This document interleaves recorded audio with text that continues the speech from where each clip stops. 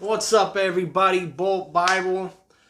Now, when it comes to the 17th pick in the draft, Charger fans are divided. Some want another defensive lineman.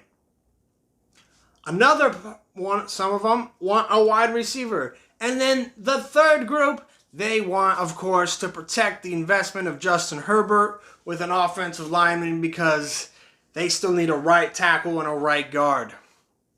Now, I completely understand that, and I would not really be mad at any one of those positions we just talked about if they made this selection. But if you're going to stay put at 17, I really don't think there's any offensive lineman worth it. They're not worth the 17th overall pick. I just don't believe that.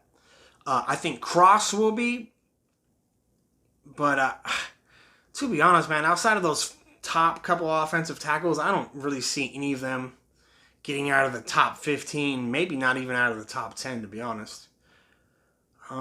So, let's say you get to 17. Some of the top wide receivers are gone. Olave's gone. Williams is gone. Do you want a gadget guy like Garrett Wilson? No, you might not feel like it's worth it to take a corner at 17 when you already got J.C. Jackson and drafted Asante last year. And let's say Jermaine Johnson and Jordan Davis and maybe Devin Lloyd. Let's say all those guys are off the board. So you're looking at offensive linemen now, right? If there's no one worth it at offensive line, the best route, I think, is to trade back. Trade back from 17.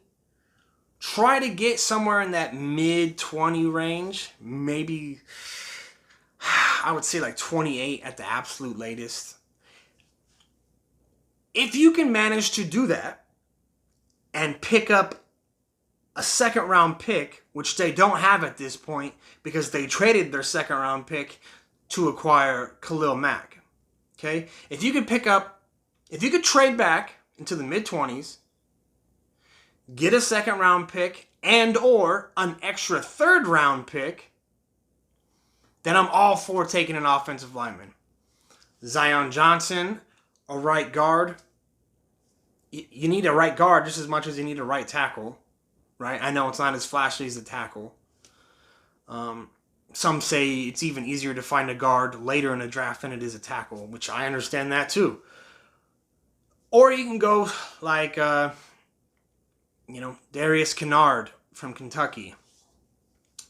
Now I know people aren't fully sold on him, but he had some good reps against some elite pass rushers like Jermaine Johnson. He also got beat a few times. But you have to think, is he better than Trey Pipkins? Is he better than Storm Norton? You don't really know until you get him in training camp and you get him going against all your elite edge rushers that you already have. Maybe Telesco really wants us to, try Trey Pipkins at right tackle. Maybe. I don't really know. But I think if you want an offensive lineman high, Trevor Penning I love the dude's attitude. I love all my linemen to be nasty and mean. Okay, I really do.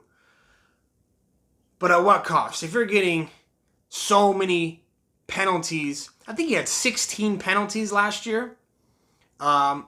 His last year in college, obviously, University of Northern Iowa. 16 in college is probably going to translate to be like 25 to 30 in the pros if technique